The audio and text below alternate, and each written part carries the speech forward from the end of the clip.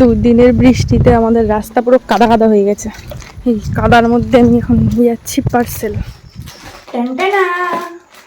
তো এই জল কাদা বৃষ্টির মধ্যে চারিদিক মানে কি বলবো, একটা প্লাবিত হয়ে যাচ্ছে। আর এর মধ্যে আমি কিনা ঘরে বসে শপিং করছি। তো চলো তাহলে এবার এটাকে আনবক্সিং করে দেখা যাক।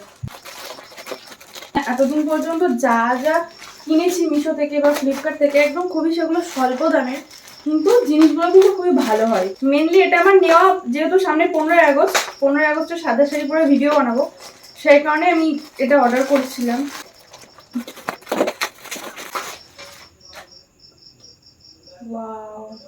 মাত্র 182 টাকায় এত সুন্দর একটা সফট নেটের শাড়ি।